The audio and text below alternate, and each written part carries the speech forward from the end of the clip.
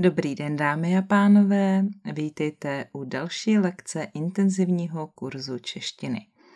Zdraví vás Jana z ilearnczech.com a jak jsem včera slíbila, dnes bude naše téma takzvaný hodinový manžel.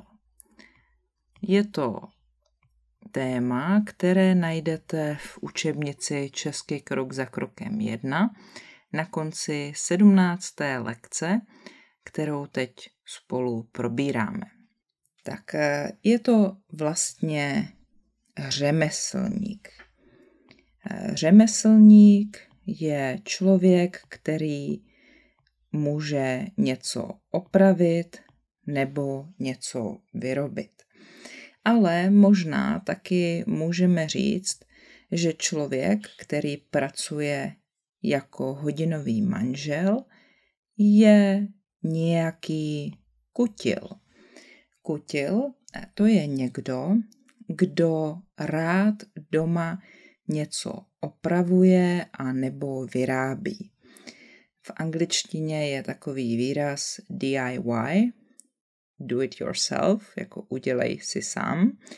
A kutil je člověk, který si věci opravuje a vyrábí sám.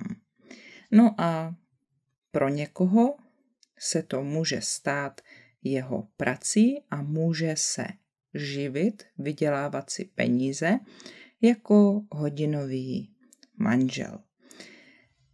Takový člověk je šikovný. Takže šikovný člověk, nebo obvykle je to šikovný muž. Šikovný, myslím, že to slovo už jsme měli, znamená jako zručný, někdo, kdo umí rychle se něco naučit, nebo někdo, kdo umí dobře pracovat, obvykle manuálně svýma rukama. Je to řemeslník, který umí všechno, to znamená umí dělat různé věci, nespecializuje se jenom na jednu věc, ale obvykle dělá takzvané drobné práce. To znamená, že je to něco malého. Něco, co pro jiné řemeslníky může být nezajímavé, protože by museli přijet a potom by tu práci rychle udělali a buď by to pro toho klienta bylo moc drahé, anebo pro toho řemeslníka by to bylo nezajímavé, moc levné. Takže je to někdo, koho můžete požádat o pomoc, když máte doma nějaký takový menší problém. Co to znamená? Že ho můžete požádat o pomoc? To znamená, že ho můžete poprosit. Požádat je synonymum ke slovu poprosit, aby vám pomohl. No a teď si řekneme pár věcí, co takový hodinový manžel může udělat. Takže hodinový manžel opraví. Co například opraví? Opraví například auto nebo motorku a nebo například kolo. Zkrátka, co se rozbilo, to vám možná hodinový manžel může opravit. Hodinový manžel může taky něco postavit. Postavit, to znamená jako udělat. Může postavit například zeď. Dále může něco nainstalovat. Takže nainstaluje,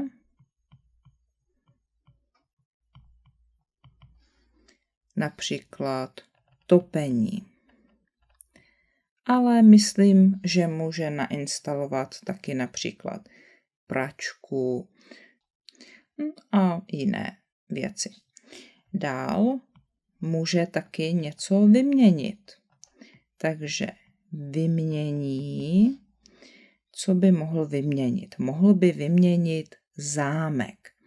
Například chcete mít nové klíče, přestěhovali jste se do nového bytu, nebo jste se rozešli s partnerem a chcete, aby už do vašeho bytu ten člověk nemohl, a tak vyměníte ve dveřích zámek a budete mít nové klíče. Takže to vám může udělat ten hodinový manžel. Dál vám taky může vyměnit pojistky. Pojistky, to je něco, co máte buď doma, ale je to taky v automobilu, v autě a je to spojené s elektřinou.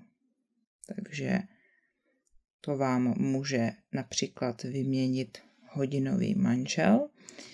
Dál může vymalovat, takže vymaluje jenom nějaký pokoj, nebo může vymalovat celý byt. Také může něco natřít. Tady je trochu rozdíl mezi slovem vymalovat a natřít, takže může natřít například plot. Natře plot. Nebo možná natře topení. Nebo natře okna. Takže malovat a natírat je podobné, ale natřít můžete něco buď barvou nebo taky lakem. Slovo vymalovat se opravdu používá jenom pro stěny, pro zdi. Možná, že hodinový manžel umí dokonce něco vyrobit, takže možná bude umět vám vyrobit stůl nebo poličku a podobně. No a v knize je taky příklad, že hodinový manžel může něco uklidit. Takže uklidí. Uklidí například sklep. To je to, co je v domě úplně dole. Často tam lidé mají hodně věcí, které nepotřebujou. A nebo může uklidit půdu. To je místo úplně nahoře pod střechou. A i tam je často nepořádek. A pro lidi může být nepříjemné, nechce se jim to uklízet a tak zaplatí někomu druhému, aby to udělal.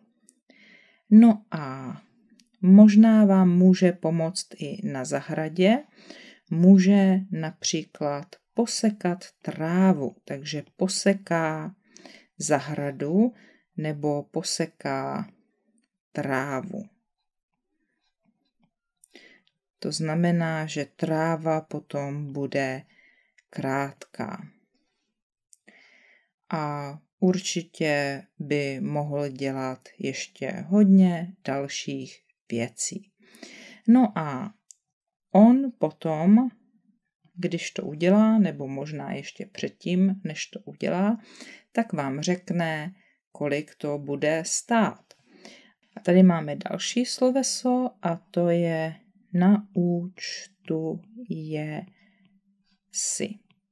To znamená, jako udělá pro vás účet. Slovo účet už znáte. To znamená, že mu musíte zaplatit a naúčtuje si několik korun, já píšu x korun, za hodinu, to znamená, že mu budete platit za hodinu jeho práce, ale taky můžeme říct, že si naúčtuje něco za dopravu, to znamená za cestu. Já to tady napíšu jako další variantu. A nebo ještě můžeme říct, že si naúčtuje něco prostě celkově za práci. Takže tohle byla slovní zásoba, taková důležitá slovní zásoba spojená s hodinovým manželem anebo prostě s nějakými řemeslníky nebo opraváři.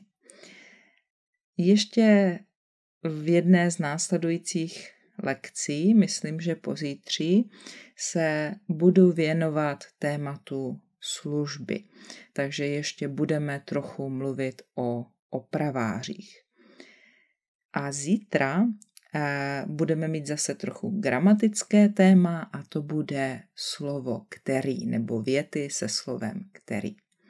Jestli se vám tohle video líbilo, prosím dejte like, sdílejte, přihlaste se k odběru mého kanálu a jestli nemáte ještě aplikaci na Google Play, tak si ji nainstalujte, abyste se rychleji zorientovali mezi vším, co dělám.